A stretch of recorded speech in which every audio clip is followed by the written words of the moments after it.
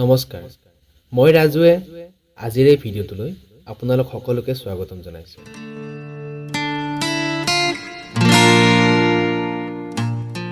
আজি আমি পঢ়িবলৈ গৈ আছো আকাংক্ষা বৰুৱাৰ লাভ ষ্টৰী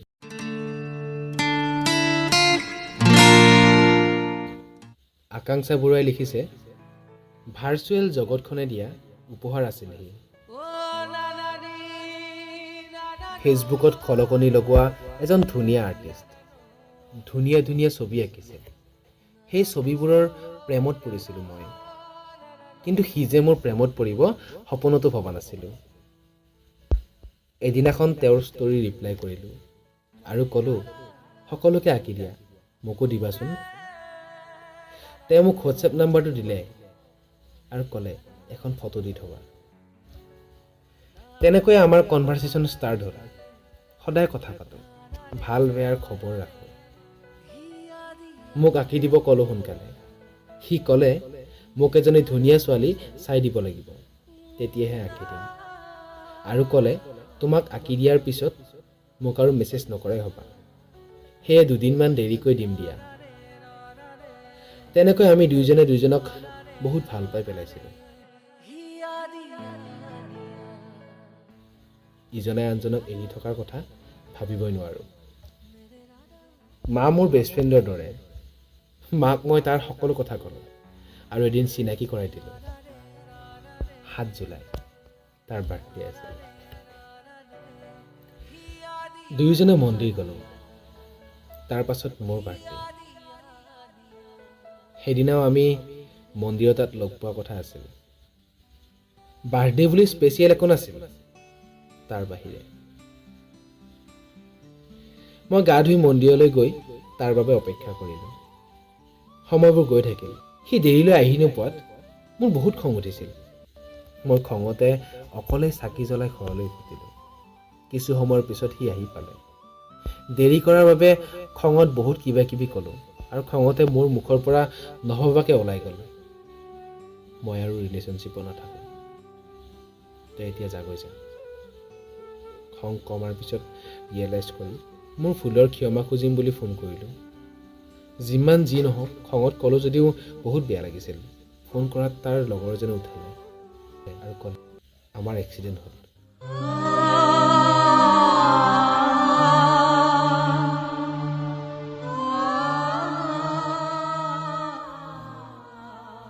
শুনাৰ লগে লগে কি কৰোঁ কি নকৰোঁ ভাবি নিৰুপায় হৈ পৰিছিলোঁ লগৰ দাদাজনক সুধিলোঁ বেছি দুখ পালে নেকি তাক ফোনটো দিয়াচোন কিন্তু দেউতা আছিল কাৰণে দিব নোৱাৰোঁ বুলি কৈ ফোনটো কাটি দিলে মই তাৰ মাতটো শুনিবৰ কাৰণে হাহাকাৰ কৰি ইটো সিটোক ফোন কৰিলোঁ কিন্তু মই কাৰোৰে পৰা সঁহাৰি নাপালোঁ এক্সিডেণ্ট হোৱাৰ পিছত কি হ'ল নাজানো সি মোক বহুত সন্দেহ কৰিব ল'লে যিজন ল'ৰাক মই সকলোবোৰ কথা ভয় নকৰাকৈ কৈছিলোঁ তেতিয়া ক'বলৈ ভয় লগা হ'ল মই ভয়তে তাক কথাবোৰ নোকোৱাকৈ থাকিবলৈ ল'লোঁ মই কেতিয়াও তাক ফাঁকি দিয়া নাছিলোঁ সেইবাবে ফাঁকি দিলেও ধৰা পৰিছিলোঁ এনেকৈ কিছুদিন যোৱাৰ পিছত মই NGO এটাত যোগ কৰিলোঁ তাত মোৰ ভাইটি সুলভ ল'ৰা এজনে NGOটো চলাই নিছিলে সেই ল'ৰাজনেও মোক প্ৰেমৰ প্ৰস্তাৱ দিলে মই যিহেতু তাতকৈ 4 বছৰ ডাঙৰ আছিলোঁ সেইবাবে বিশেষ নাভাবি ভাইটিৰ দৰে হাঁহি ধেমালি কৰি থাকিলোঁ NGOত যোৱা গম পাই সি মোক ফোন কৰিলে আৰু সি ক'লে মই যাব মানা কৰা স্বত্তেও তুমি ক'লা হয় সি NGOত যাবলৈ মানা কৰিছিল কিন্তু মই মোৰ ইচ্ছা আগ্ৰহৰ কাৰণে গৈ থাকিলোঁ মই ল'ৰাজনৰ কথা একো নক'লোঁ হয়তো হেৰুৱাৰ ভয়ত কিন্তু সেই ভয়টো এদিন যে সঁচা হ'ব মই সপোনতো ভবা নাছিলোঁ মই তাক প্ৰথম দিনাই কৈছিলোঁ সি মোক প্ৰপ'জ কৰিছিল তেতিয়াই সি মোক NGOত যাবলৈ মানা কৰিছিল যদিও মই বিশেষ একো ভাবি NGOত নোযোৱাকৈ থকা নাছিলোঁ কাৰণ NGOৰ ল'ৰাজনেও তাৰ আৰু মোৰ কথা জানিছিল NGOৰ ল'ৰাজনে বেলেগ এজনী ছোৱালীও ভাল পাইছিল সি এদিন ক'লে তাইক এনেই জ্বলাবৰ কাৰণে তুমি মই এখন হাতত ধৰি থকা ফটো উঠি দিয়া ময়ো ইমান নাভাবি সি কোৱাৰ দৰে কৰিলোঁ। যিহেতু সি মোতকৈ বহুখিনি সৰু আছিল আৰু মই ভাইটি বুলি ভাবিছিলোঁ। এইফালে NGOত যোৱাৰ হৈ সি মোক সৰু সৰু কথাত সদায় মোৰ লগত কাজিয়া কৰিব ল'লে আৰু সি সুধিলে মোক লাগে নে NGO লাগে। মই নিৰুপায় হৈ NGO এৰিম বুলি ক'লোঁ। সেইদিনা সি NGOৰ সেই ল'ৰাজনক ফোন কৰি কি ক'লে মই নাজানো। NGOৰ ল'ৰাজনে বিশ্বৰ পেজটো চাই এদিন কৈছিল সি হেনো তাৰ যোগ্যই নহয়।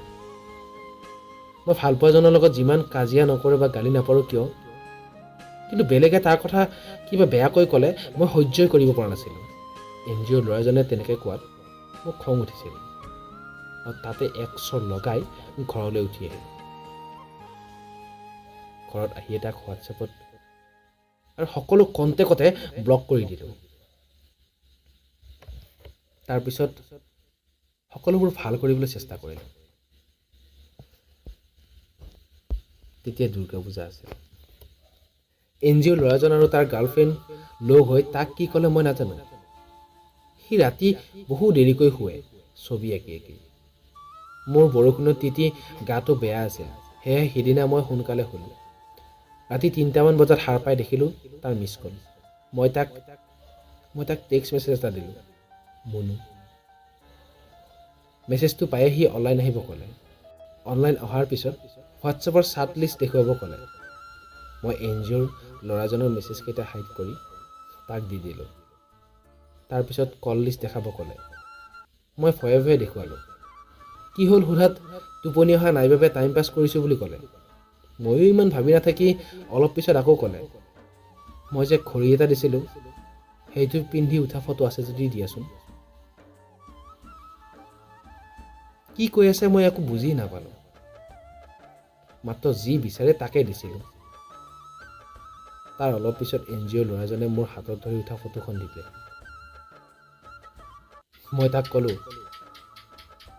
এইবোৰ পুৱা ভালদৰে কম। ল'ৰাটোৱে তাৰ GFক জ্বলাবলৈহে তেনেকৈ ফটো উঠিছিল। সি মোক বহুত বিশ্বাস কৰিছিল।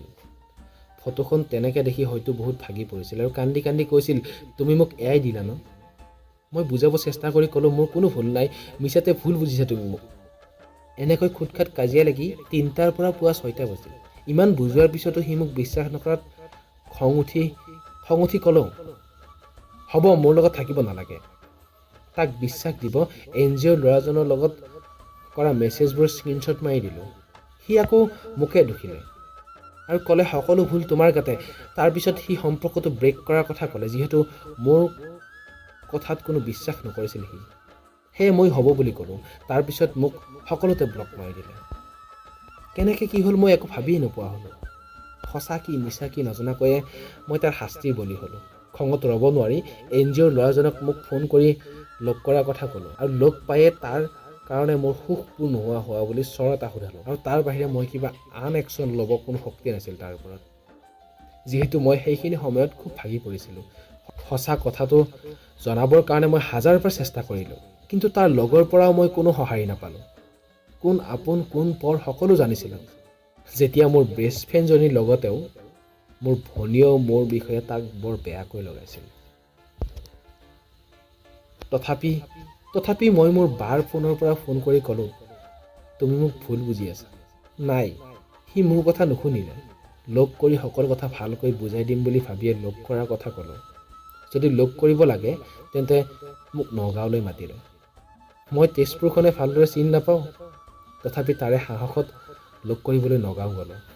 সি মোক সকলোতে ব্লক কৰি থৈছিল। মই যোৱা বাছখনত দাদা এজনৰ পৰাই ফোন কৰি ক'লোঁ, মই নগাঁও গৈ আছোঁ, এতিয়া কলিয়াবৰ পাইছোঁহি। সি মোক তেতিয়াও বিশ্বাস কৰা নাছিল। গৈ পাই তাক ক'লোঁ, মই ইয়াত একো চিনি নাপাওঁ, তুমি আহা।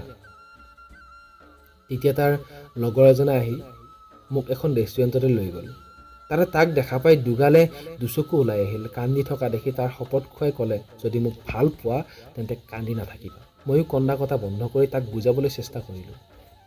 কিছু সময় থাকি তাৰ দুবাহুত মূৰটো থৈ আকৌ কান্দিলোঁ আৰু ক'লোঁ, মুনু, মই তোক কোনো দিনে ফাঁকি নিদিওঁ আৰু তই বেয়া পোৱা কাম মই কেতিয়াও নকৰোঁ। সকলোবোৰ মোৰে ভুল। তুমি মানা কৰা স্বত্তেও মই NGOলৈ গৈছিলোঁ। সেইবোৰ কথাত গুৰুত্ব নিদি সি ক'লে, সি ক'লে ঘৰততো চাগে একো খাই অহা নাই, কিবা অলপ খাই লোৱা। মই তাক ক'লোঁ তই খুৱাই দিলেহে খাম। সি খুৱাই দিব নোৱাৰোঁ বুলি ক'লে। তেতিয়া ময়ো একো জেদত নোখোৱাকৈ থাকিলোঁ। তাৰপিছত মোক তাৰ বাইকত উঠাই নগাঁওখন অলপ দেখুৱালে। তাৰে এখন পাৰ্কত দুই গ'লোঁ। তাক মই সাৱটি ধৰিলোঁ আৰু বহুত কান্দিলোঁ আৰু ক্ষমাও খুজিলোঁ। সি মোক জোৰকৈ সাৱটি লৈ কপালত চুমা এটা আঁকি দিলে। সময়বোৰ কেনেকৈ পাৰ হ'ল মই গমেই নাপালোঁ। সন্ধিয়া হ'ব হৈছিল। সি মোক তেজপুৰ বাছত উঠাই দিলে আৰু ঘৰ নোপোৱালৈকে ফোনটো লাইনত থৈ দিলে। তেতিয়ালৈ মই সকলো ঠিক হ'ব বুলি ভাবিছিলোঁ। কিন্তু ঘৰ পোৱাৰ পিছত মোক আকৌ ব্লক কৰিলে। মোক ক্ষমা কৰি নিদিলে। ভুল বুজি বহু দূৰলৈ গ'ল।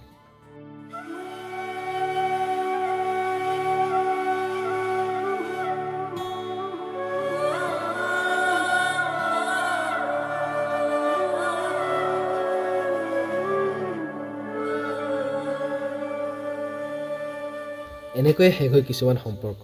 সেইবাবে সঁচা মিছা সকলোবোৰ জানিহে আঁতৰি যাবা। একো নজনাকৈ একো সিদ্ধান্তই ল'ব নালাগে। যদি তোমাৰ পৰা আঁতৰি সি থাকিব বিচাৰিছে তেন্তে তুমিও তাৰ পৰা আঁতৰি সুখত থাকা। আকাংক্ষা।